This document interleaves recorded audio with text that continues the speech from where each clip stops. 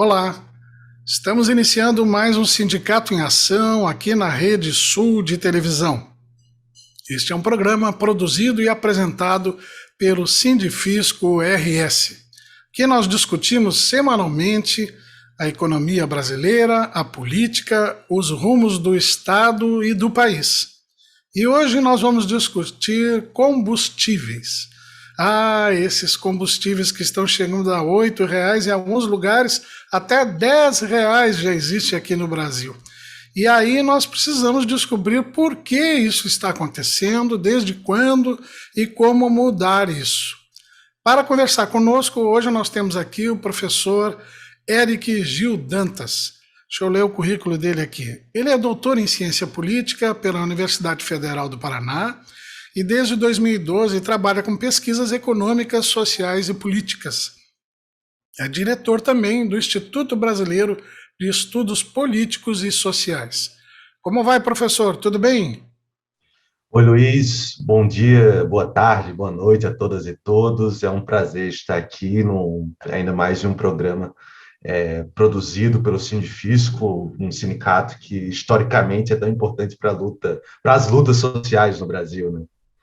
Sim, exatamente. O Sindifisco preza e tem programas e tem uma proposta, né, de reforma tributária que tem um cunho social, de distribuição de renda. Mas isso é para um outro programa com o senhor. Hoje nós vamos discutir algo que é urgente. Professor, o que está acontecendo com os combustíveis no Brasil? Por que nós tínhamos lá em 2013, 2014, no governo Dilma, a gasolina a 2,80 e agora ela está a 7,30, 7,40? O que é que está acontecendo, professor? Bem, Luiz, a grande diferença é o PPI, né? A partir de 2016, outubro de 2016, pouco depois do impeachment, o Michel Temer assume, coloca o Pedro Parente para presidir a Petrobras e mudam a política de preços da estatal. Passa a vigorar o PPI, preço de paridade de importação, é o que significa. Essa política de preços, ela estabelece o quê? Que as refinarias da Petrobras venderão agora a preços internacionais. A principal referência é o preço do Golfo do México, e como é uma simulação de importação, ou seja, apesar do Brasil produzir cerca de 80% dos derivados de petróleo no país, todos esses produtos serão vendidos a preços internacionais como se estivessem importando. Sendo assim, com todos os custos adicionais de um produto importado, né? Quanto que você gasta de transporte, quanto você paga num porto, quanto você paga, inclusive, nas rodovias para sair do porto até a refinaria, e além de alguns acréscimos aí de atravessadores, enfim, todo o custo, como se estivéssemos importando uma gasolina, um diesel, um gás de cozinha dos Estados Unidos. Então, o preço na refinaria seria esse valor, diferente de períodos anteriores, que apesar de que sempre teve uma conexão, né, com preços internacionais, o Brasil nunca, a Petrobras nunca desconsiderou completamente, não era nada próximo ao PPI. Sim, E professor, com isso, então, né, pô, então com isso, estabelecendo essa precificação, a partir de 2016, há uma valorização do preço do barril de petróleo. Primeiro foi em 2018, né? Greves caminhoneiros, a gente lembra, né? Todo mundo lembra. Ir ao supermercado, comprar papel higiênico, comprar tudo que poderia com medo de que essa paralisação desabastecesse as cidades. Mas naquele momento já tinha tido uma valorização do preço do barril de petróleo, porque apesar de não ser o preço do barril de petróleo em si, o preço de combustíveis que são feitos com petróleo tem uma correlação muito forte, né? Então, quando sobe o preço do barril de petróleo, sobe o preço dos combustíveis a nível internacional. Então, naquele primeiro momento, tinha tido já um pico, e a partir de 2019, cai um pouco o preço do barril de petróleo. A Petrobras ela não mudou o PPI mesmo com aquele caos, mas em 2019 começa a subir novamente o preço do barril de petróleo, tem uma queda em 2020, com a pandemia A gente viu até petróleo sendo vendido a preços negativos, né, nos Estados Unidos. O Brent, que é a referência aqui, chegou a ser vendido a $20. Então, caiu um pouco, tanto a gasolina quanto o diesel, mas GLP continua a subir, mas depois eu vou falar disso. Então, com o aumento do preço do barril de petróleo e já com o câmbio muito desvalorizado, porque são os dois principais fatores, né, para a gente pensar o preço dos combustíveis a partir de um PPI, os preços explodiram. Porque desde que o Paulo Guedes assumiu o Ministério da Economia, a gente já teve uma desvalorização de quase 30% do real diante do dólar. Então, numa política que finge que a gente está importando tudo, o dólar vira um preço de transmissão muito importante. Então, sobe o preço do barril de petróleo e agora, ano passado, a gente já tinha um grande problema, né? A gente está falando agora de gasolina acima dos R$ 7, mas ano passado, em outubro do ano passado, de maio a outubro, todos os 3 principais combustíveis derivados de petróleo, aqui incluindo gás de cozinha, já tinham chegado aos seus maiores patamares reais, quando a gente desconta a inflação, da história. Então, desde que a ANP disponibiliza dados, na verdade, 2001, no século XXI, gasolina, diesel e GLP já tinham chegado aos seus maiores patamares reais da história. Agora, com a guerra na Ucrânia e o aumento ainda maior do preço do barril de petróleo, a gente chegou a essa situação ainda mais dramática, né? Já era dramático pagar R$ 6 da gasolina, já estava impedindo, inclusive, de vários trabalhadores de aplicativos de entrega e de corrida de exercer as suas funções, né? Que é a parte mais dramática. Se fala muito de que a gasolina é coisa de quem está com a Land Rover ali, mas a gente sabe que isso aí não existe, né? A gasolina ela impacta diretamente na vida de uma grande parcela de trabalhadores na economia brasileira. Além de que o GLP também chegou aí agora deve estar sendo vendido na média do Brasil a uns 120, 125, R$ 130, e isso faz com que muita gente não consiga mais comprar botijão de gás. E diesel, nem se fala o efeito multiplicador na economia, né? Tudo que a gente está aqui, na sua sala, Luiz, na minha, veio de algum caminhão, né? Então, impacta em todos os preços da economia brasileira. Então, foi como uma rápida descrição de como a gente chegou no caos. E isso poderia ser diferente, professor? Me parece que o senhor está apresentando que isso me parece que foi uma decisão política de governo, né, governo Temer e governo Bolsonaro, que decidiram adotar esta postura. Eu estou certo? É essa a visão correta da situação mesmo? Exatamente, não é algo natural, né?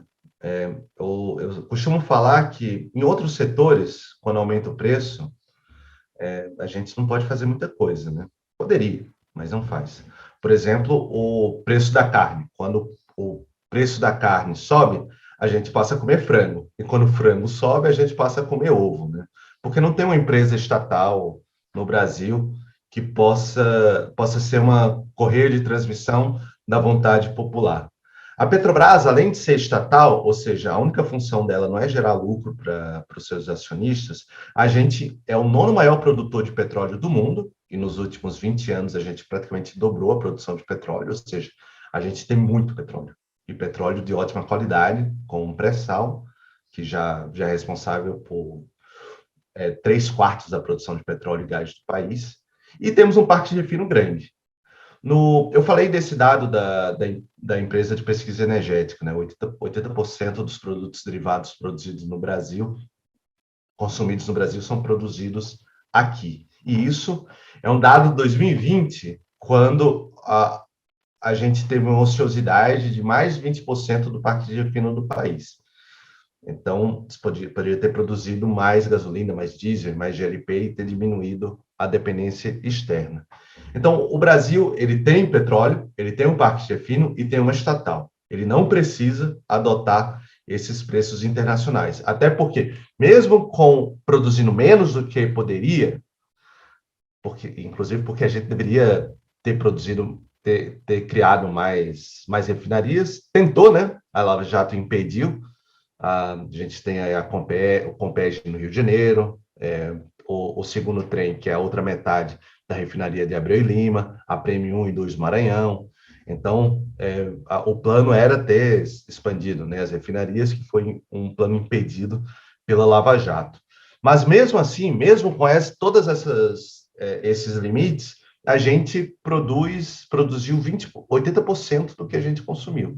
Então, faz sentido você pegar o preço internacional, estabelecer que todos 100% tem que seguir esse preço, se a gente só importa uma parcela dele, não faz sentido. É uma decisão política que, inclusive, gera esse resultado aí de 106 bilhões de reais de lucro para a Petrobras e a consequente distribuição de dividendos de 100 bilhões.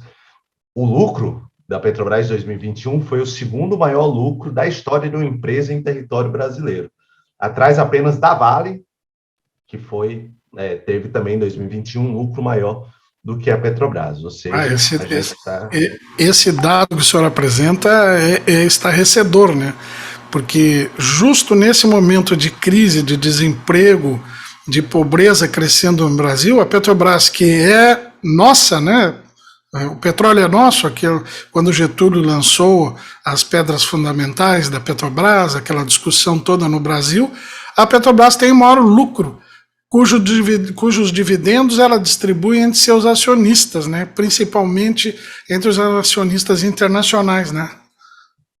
Exatamente. A Petrobras ela é uma estatal ainda, porque se dependesse do Bolsonaro e do Temer não seria mais, né? Eles tentaram, eles estão privatizando, na verdade.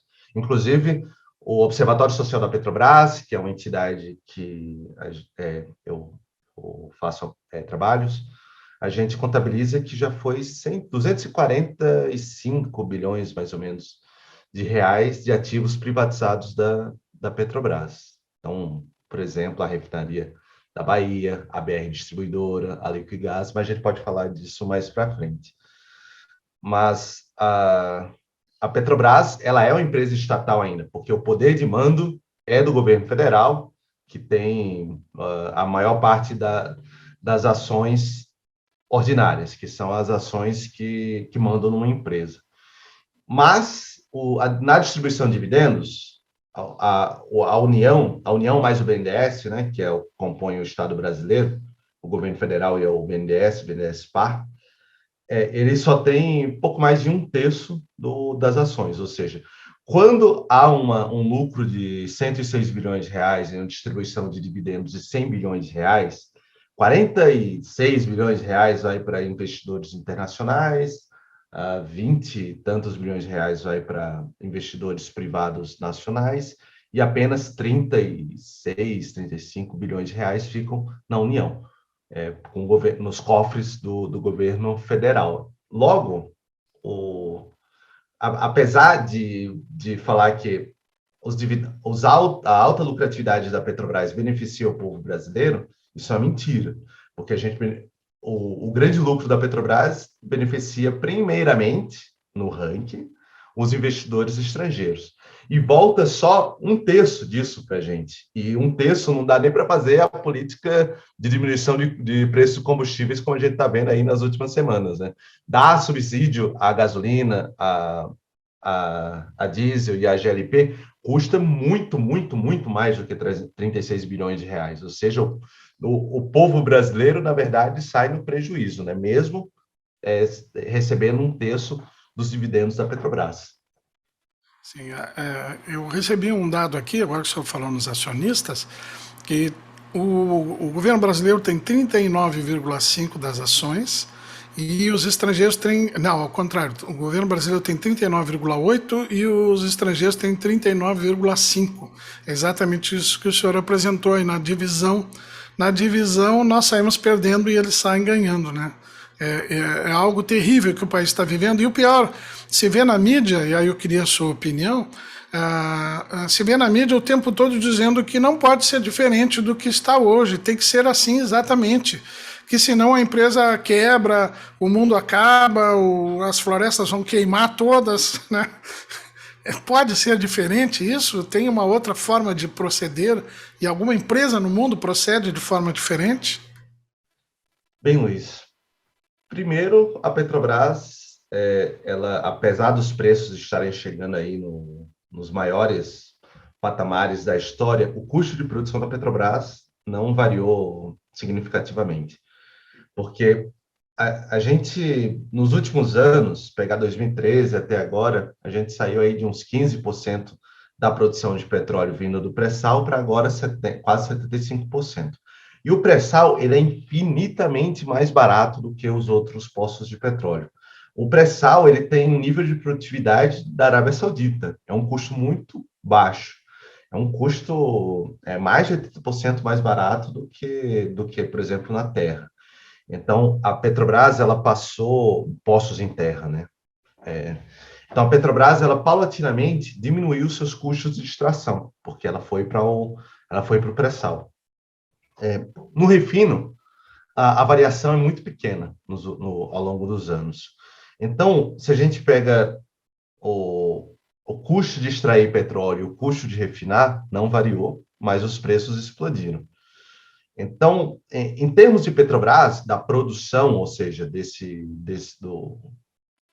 dos derivados que são produzidos aqui, não tem uma justificativa. A única coisa que muda, na verdade, são as participações governamentais, porque para cada barril de petróleo produzido no Brasil, ou em qualquer lugar do mundo, você paga uma parte para a União, porque a dona do petróleo é a União, né? Uma empresa, não só a Petrobras, a Shell, a Total, qualquer empresa petrolífera, ela extrai o petróleo e tem que pagar a União porque ela está pegando algo que é da União, né? Então, isso vem a partir de royalties, de outros tipos de participações governamentais. Quanto maior o preço de barril de petróleo, mais participações governamentais você paga, mais royalties você paga. Então, a única coisa que variou, na verdade, foi isso, né? Mas, mesmo assim, se você colocar tudo, somar tudo, a gente tem um custo de produção próximo ao que aconteceu nos últimos anos. Além disso, a Petrobras, ela nunca produziu todos os combustíveis que se consumiam no Brasil. E ela sempre pegou uma parcela, a parcela importada, porque ela que importava, principalmente, antes do PPI, e ela importava e distribuía, né? Então, ela mesclava o preço dos combustíveis importados com o preço do combustível nacional e vendia. Então, tanto que é isso que as distribuidoras estão fazendo hoje. Porque seria impossível, né? Como é que a Petrobras vende por um preço e os importadores vendem mais caro e não teria dado alguma crise de abastecimento, que é o que eles ficam falando, né?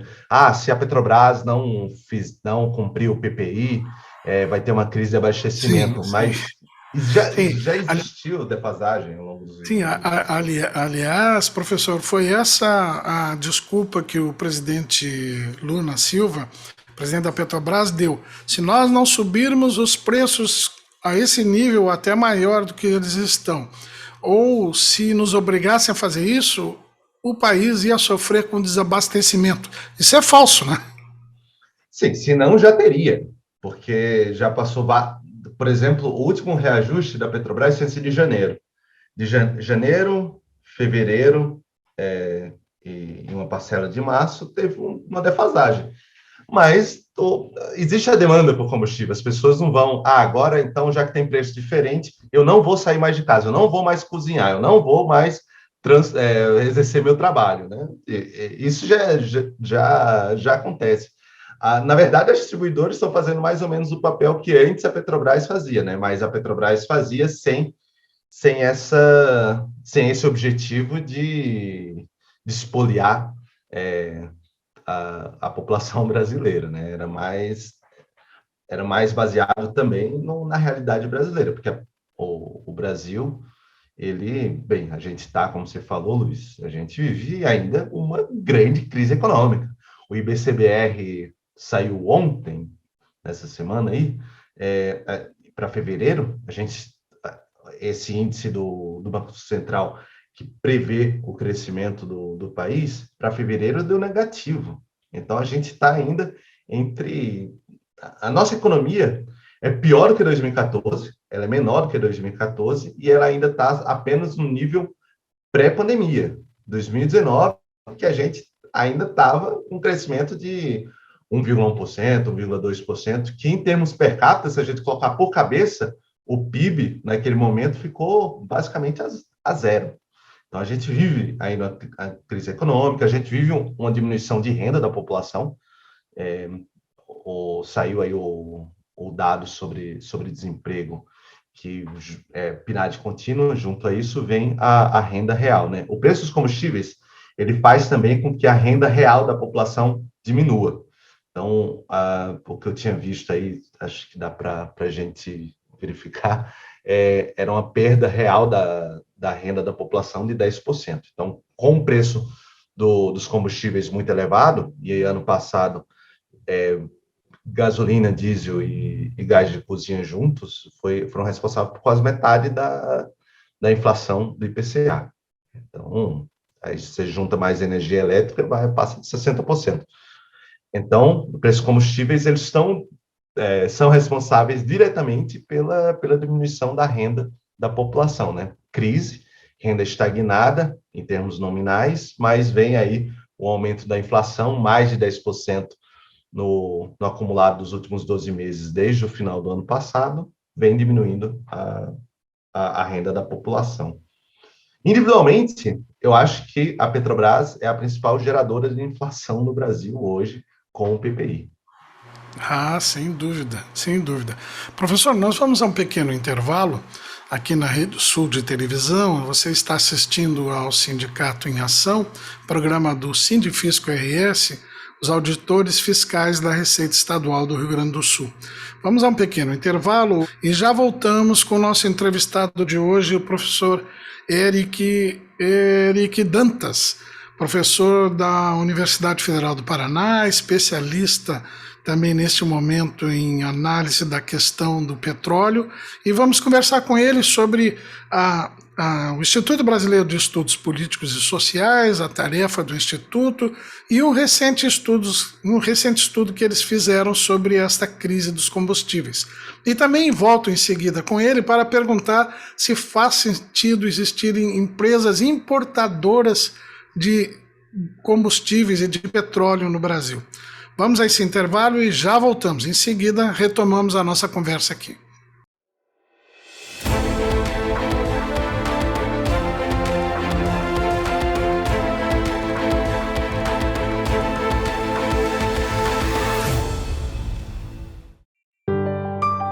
Eu já vi tanta coisa nessa vida. Nasci em 1928. Um ano depois, estourou a terrível crise de 29. Só que eu sou gaúcho e não me abalo por qualquer coisa. Eu sigo em frente. Depois veio a Revolução de 30, a Segunda Guerra, dezenas de planos econômicos e 8 moedas diferentes. Ao longo desses 90 anos, eu segui firme na minha missão. Inovar sempre para apoiar o desenvolvimento da nossa gente. Eu já vi tanta coisa nessa vida. E é por isso que eu digo, não existe desafio no mundo capaz de dobrar o povo do Rio Grande.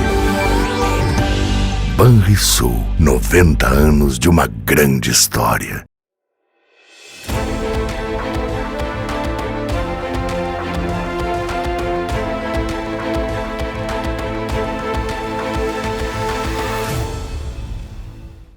Você está assistindo ao Sindicato em Ação aqui na Rede Sul de Televisão.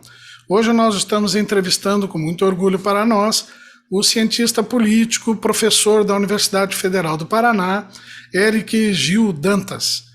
Professor, faz sentido o Brasil permitir e ter empresas estrangeiras, inclusive, importando petróleo, importadores de petróleo que não sejam a própria Petrobras?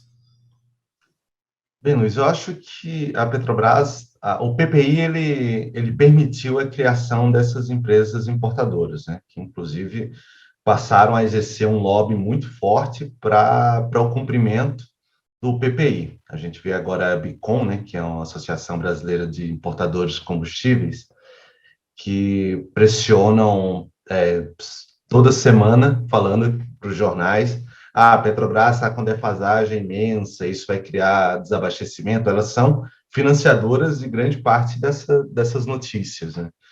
Então, isso gera uma pressão para o aumento do preço dos combustíveis, porque antes a Petrobras cumpria esse papel de ser uma importadora de combustíveis e mesclar com a sua produção nacional. Ela não fazia esse lobby, né? Porque a função dela era abastecer a economia brasileira a preços pagáveis, né? Então, eu vejo essa abertura como algo nociva à economia brasileira. A gente, não só nisso, porque tem muita ideia de que a privatização da Petrobras, ou pelo menos a venda dos ativos, ela serve para a abertura do mercado, né? Como se a abertura do mercado fizesse diminuir o preço dos combustíveis, que é um argumento que se utiliza bastante, mas que as pessoas não acreditam. E a gente já está vendo, ao longo dessas privatizações da Petrobras, a geração de monopólios regionais, como é o caso da refinaria de Mataripe, que a Petrobras ela vendeu, a primeira refinaria que ela vendeu foi a refinaria ARLAM, que virou a Mataripe, na Bahia, e que agora o fundo Mubadala, que é dos Emirados Árabes, detém um monopólio do refino no estado da Bahia e que pega também Sergipe, né? Então, professor, deixa eu só lhe interromper. Baixou o preço lá, então, porque privatizou, baixou o preço. A ARLAM ela cobrava 2 centavos mais barato do que o restante das refinarias da Petrobras antes de ser privatizada, historicamente. Depois da privatização, a Mataripe ela passou a cobrar mais caro do que a Petrobras. Então, a economia baiana, que era abastecida por refinaria, que cobrava mais barato do que o restante do país, passou a ser a gasolina, o diesel mais caros do Brasil. E isso a única coisa que mudou foi a privatização. Chegou a Mataripe a cobrar mais de 27% do mais caro da Petrobras do que a Petrobras para a gasolina. Então, agora diminuiu, está uns 6% mais caro, né? Então, isso é uma primeira tragédia. Mas a gente tem uma série de outras privatizações que estão gerando problemas, né? E no Parque de Refino vai acontecer mais, né? Porque o objetivo era vender metade do Parque de Refino da Petrobras para outras empresas. E a REMAN, por exemplo, em Manaus, ela está bem avançada, a Lubinor no Ceará. Então, a Bahia pode ser o que está acontecendo na Bahia pode acontecer em outros locais ainda nesse ano. Mas não é só o refino. A Petrobras, ela vendeu, por exemplo, a NTS e a TAG, que eram 2 empresas de transporte de gás natural. O gás natural, a melhor forma de transportar gás natural é por gasoduto, que é a tragédia também na Europa com o conflito na Rússia, né? Apesar de que existem outros ofertantes de gás natural no mundo, o gás natural russo ele vem por gasodutos, o que faz com que chegue mais rápido, chegue de forma muito, muito mais barata do que por exemplo, o GNL dos Estados Unidos, que os Estados Unidos ele quer vender gás natural para a Europa e impedir também o transporte, a venda da Rússia, né? Mas é muito mais caro você transformar o gás natural em líquido e atravessar o oceano para entregar para outro mercado. Mas no Brasil existiam 3 empresas, né? Porque também tem a Brasil-Bolívia, que faz o transporte da Bolívia até o Brasil. Mas a Petrobras ela tinha a NTS e a TAG, 2 empresas gigantes de transporte de gás natural, e que ela vendeu para canadenses e franceses, empresas de fundos canadenses e franceses. Hoje, então, a gente tem o monopólio do transporte de gás natural para essas empresas, porque sequer existe competição, porque ninguém vai colocar um gasoduto, é muito caro o gasoduto, ninguém vai colocar um gasoduto do lado e competir. E a Petrobras é a principal afetada disso, porque a Petrobras era a principal cliente desses gasodutos, que era dela. Então, a Petrobras se deu de presente um monopólio privado para ela ser cliente. Olha a situação, né? Ainda no gás natural, a Petrobras vendeu a Gaspetro, que é uma empresa de participação em distribuidoras estaduais. No Brasil, segundo a legislação, tem que ter distribuidoras estaduais, né? Cada estado tem a sua. E a Petrobras, ela tinha participação em quase todas as distribuidoras estaduais. Primeiro, ela vendeu 49% dessa empresa para a Mitsui, que é uma empresa de gás natural do Japão. Depois, vendeu 51% para a Cosan, que é uma empresa daqui que trabalha nessa área de combustíveis, então, que tem a Raízen, por exemplo, que é uma das maiores distribuidoras de combustíveis do país. Essa venda está no CAD porque provavelmente vai gerar um monopólio da Cosan na distribuição de gás natural no Brasil, que já tinha isso dos japoneses, né, no Mitsui. Então, duas empresas vão deter mais de 70% da distribuição de gás natural no Brasil.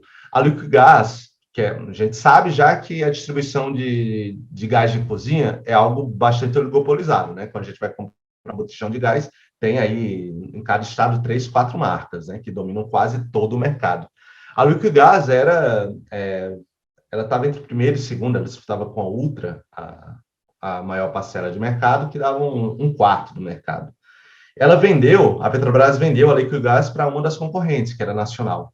Ou seja, ela sai do setor e concentra ainda mais o setor de distribuição de gás de cozinha, e saindo a única estatal, né? Deixando só privadas. E tem outras situações também, mas só para exemplificar o que as privatizações de ativos da Petrobras está fazendo com a economia brasileira, gerando monopólios, oligopólios privados. Não tem nada de melhora de concorrência. A gente está piorando e isso fará, primeiro, um aumento de preços, como é o caso da Bahia, já visível, e também concentração de renda, né? Porque ao invés de você gerar lucro para uma empresa estatal, mesmo com todos esses problemas que a gente está falando, você dá para a iniciativa privada. E além de perda de investimento, né? Sim. Que esses aí não investem nada. Não investe nada. Professor, é possível... eu queria saber qual o efeito dessa desnacionalização da área de combustíveis, gás, petróleo, gasolina, diesel, na economia brasileira.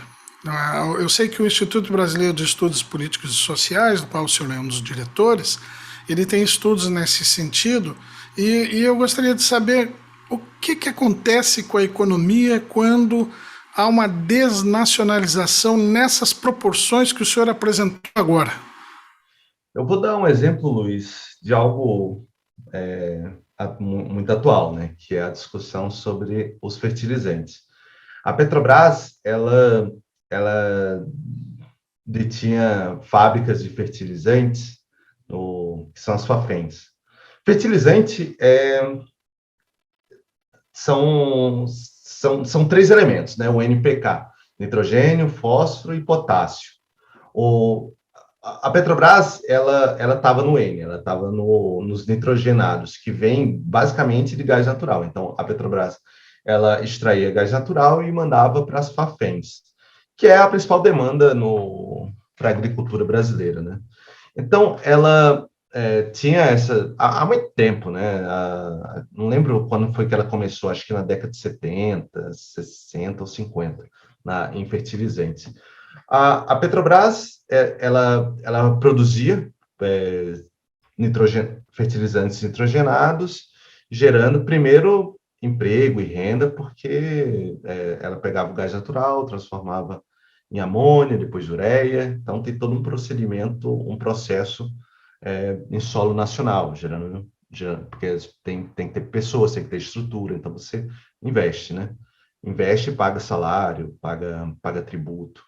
Mas no processo das privatizações, a Petrobras ela saiu desse setor. Ela desativou aqui a Fafem Paraná. Então, a Fafem Paraná, que é a Araucária, na região metropolitana de Curitiba, não funciona mais.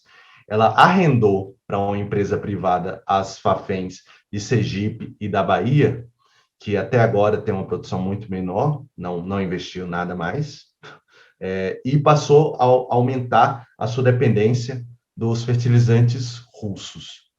E agora, a produção da safra 2022 fica ameaçada por um momento de guerra e de elevação de preço e de falta de produtos no mercado. Então, a gente aumentou a dependência externa, então a gente fica à mercê do que acontece na economia mundial, mesmo tendo matéria-prima e fábricas para produzir aqui. Obviamente que a gente não ia substituir todas as importações, mas a gente estava em fase de construção de mais 2 Faféns, no Mato Grosso do Sul e no Espírito Santo, e isso foi abortado. Na verdade, a Petrobras está vendendo a fábrica de Mato Grosso do Sul, que seria a maior do Brasil, para russos, para uma empresa russa, que agora ficou paralisado depois do início da guerra, né? Mas então a gente entrega a nossa soberania e aumenta importação, a dependência externa em 2 âmbitos, né? De importação e também uma dependência política, e a gente exporta emprego. Isso só em fertilizantes, que é um setor ainda muito pequeno, né? Quando a gente faz isso com refinaria, por exemplo, desde o início do PPI, a gente aumentou muito as importações, porque a gente diminuiu a produção nas refinarias. A gente aumentou muito a ociosidade das refinarias, ao invés de a gente fazer uma substituição de importações, a gente fez a gente passou a importar mais, né? E isso faz com que diminua o emprego. De 2013 para cá, a Petrobras já diminuiu a quantidade de empregados diretos e terceirizados mais a metade. Então, a Petrobras era uma grande empregadora nacional, caiu mais a metade. E isso tem muito a ver com esse aumento das importações, né? Então, na verdade, a gente deixa de produzir em solo nacional, a gente deixa de gerar emprego, a gente deixa de gerar tecnologia, a gente aumenta as importações que pressionam o câmbio, né? A gente está aí com um câmbio de uns 5,10, chegou a 5,50 no começo do ano, no final do ano passado. Então, a gente acentua o problema, né? Porque quanto mais importação a gente faz, mais tem demanda de dólar, ou seja, a gente pressiona por uma desvalorização do real diante do dólar, e isso hoje encarece grande parte dos produtos brasileiros, ou seja, a gente gera inflação, gera desemprego e gera diminuição de renda e investimentos em tecnologia. O senhor acredita que um futuro governo, qual for o governo que se eleja agora em outubro, ele tenha condições de reverter em curto prazo esse processo, ou esse processo é irreversível? Bem, eu acho que o objetivo do governo Bolsonaro é deixar isso irreversível, né? Que eles estão correndo para entregar o máximo possível da Petrobras antes das eleições. Então, você dificulta bastante o cenário, né? Porque, por exemplo, você vendeu a RLAM, a refinaria da Bahia. Você perdeu aí 13% da capacidade de refino do país. Já dificulta alguma cobrança de preços que não seja o PPI, né? Quanto mais refinarias você vende, menos poder de mercado a Petrobras tem. E, por exemplo, na Bahia, mesmo a Petrobras diminuindo o preço, na Bahia vai ser difícil de chegar, né? Na Bahia, em Sergipe. Mas é possível. Eu acho que no governo Lula, na década de 90 foi um processo de quebra do monopólio, tentativa de vender a Petrobras, né, como a Petrobrax, Cola, Itamar e FHC, e houve uma recuperação a partir de novos investimentos. Eu acho que está no programa tanto do Lula quanto do Ciro, né, de uma Petrobras forte. Eu acho que tem grandes dificuldades. No refino, eu acho que é uma dificuldade a mais, porque você já vendeu, como que você vai recuperar, mas eu vejo que é possível. No início da década de 2000 foi possível, a Petrobras ela ganhou muita importância, nos governos do PT, depois de uma diminuição de importância nos governos do FHC, do Collor, do Itamar. Mas, quanto mais for mais empresas, mais subsidiárias da Petrobras, mais refinarias forem vendidas, mais difícil vai ser de reverter, mas é possível. Sim. Professor, para nós encerrarmos, estamos aqui conversando com o professor Eric Gil Dantas. Para nós encerrarmos, professor, qual é a sua perspectiva para a economia brasileira? Afastando agora os combustíveis, evidentemente, compõem a economia brasileira e esse cenário de hiperinflação que nós caminhamos aqui, né? Estagnação também, né? Estagflação. Qual é a sua visão, a sua perspectiva da economia brasileira para 2022, até o final, e para o próximo governo? Como é que chegamos lá? Eu acho que é isso, né? A gente está meio que numa estagflação. Ainda não se fala tanto de estagflação porque a nossa experiência de estagflação foi com inflação ainda mais alta, né? Muito mais alta.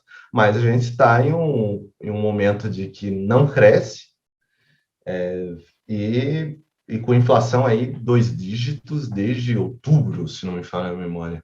E já, só com o aumento da semana passada, o mercado já aumentou em quase 1% a previsão de inflação para o final do ano. E apesar de a gente ter uma diminuição muito, muito leve no desemprego, a gente tem, como eu falei, uma diminuição da renda. Há um processo de aumento de concentração de renda, uma diminuição de renda advinda do trabalho, e teve a entrada dessas novas empresas como iFood e Uber, que driblaram a legislação trabalhista, jogando para baixo os salários, né?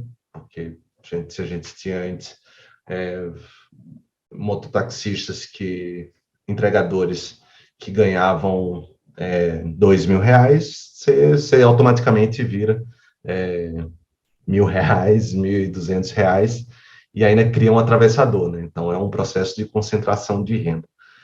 Mas o emprego ele não se recupera, eu acho que ele não se recupera ao longo desse ano, assim como a renda. A gente vai ter a gente está empobrecendo a população brasileira, não necessariamente porque a gente está ganhando menos reais, tá?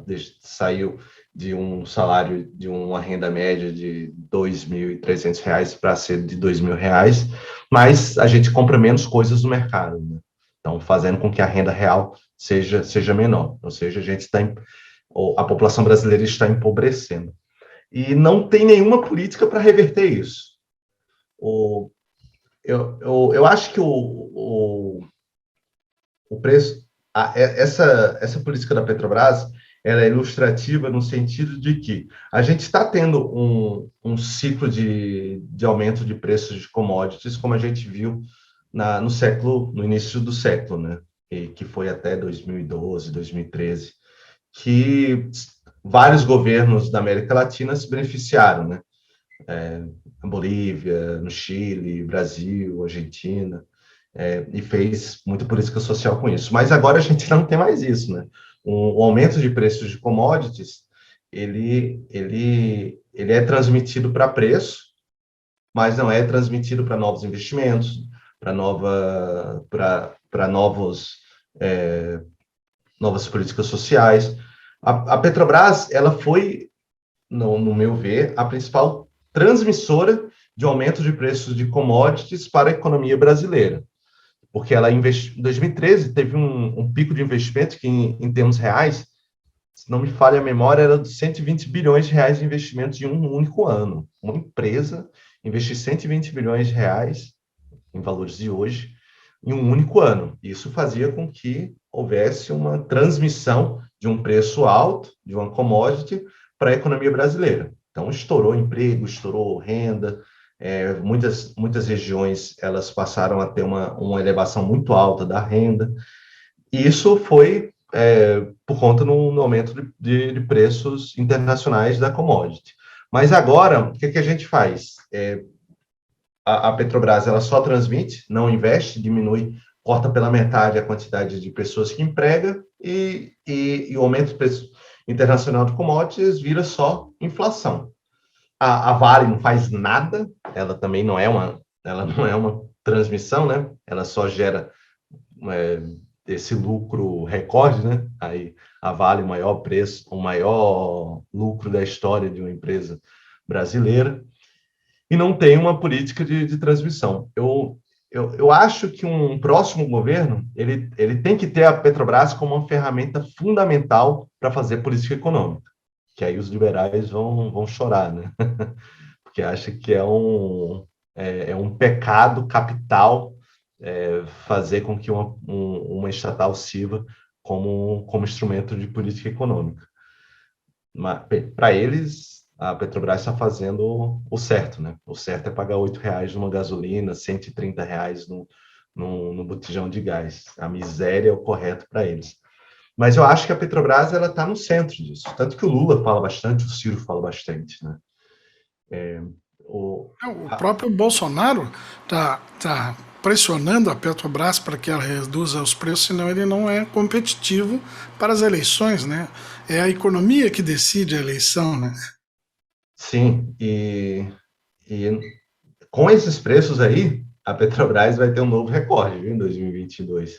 E vai ser ainda mais tapa na cara da população brasileira, ou pagando R$8 na gasolina e a Petrobras lucrando 150 bilhões de reais.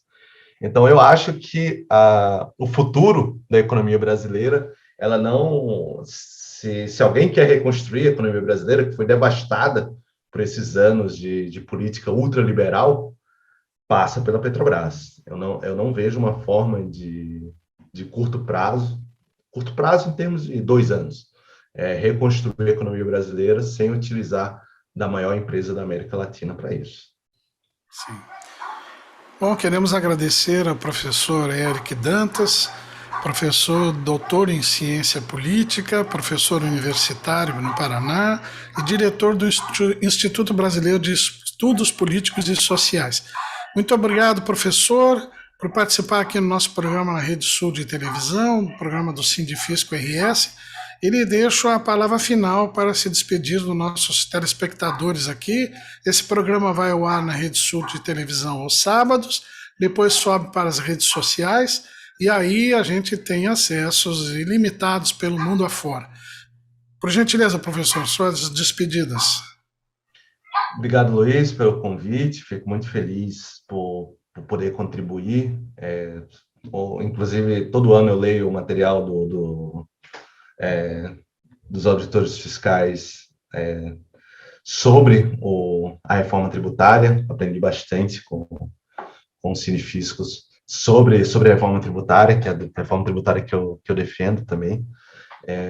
E a mensagem que eu queria deixar é isso: a Petrobras ela vai ser um tema fundamental no debate eleitoral. Eu acho que as pessoas têm que se apropriar do que é o PPI, do que gera o aumento dos combustíveis, que isso não é uma imposição. Nós somos um país produtor de petróleo com um grande parque de refino, não somos a Lituânia, não somos a Croácia, nós não somos tomadores de preço. Nós não precisamos ficar refém dos preços internacionais.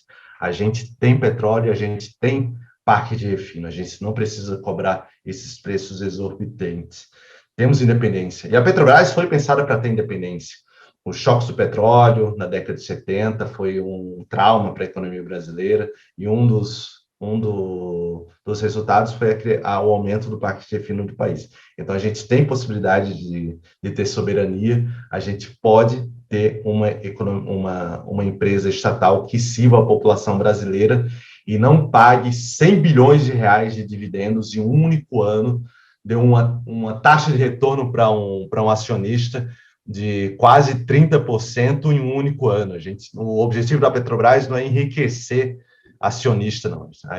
O objetivo da Petrobras é garantir abastecimento a preço justo para a população brasileira, desenvolver a economia brasileira e dar soberania ao nosso país. Para isso ela foi criada e para isso ela tem que ser mantida. Muito bom, professor, muito obrigado a você que nos acompanhou aqui na Rede Sul de Televisão, no nosso programa, ouvindo hoje o economista Eric Dantas. Semana que vem nós voltamos com mais um tema importante para a economia e para a política do país. Até lá e muito obrigado.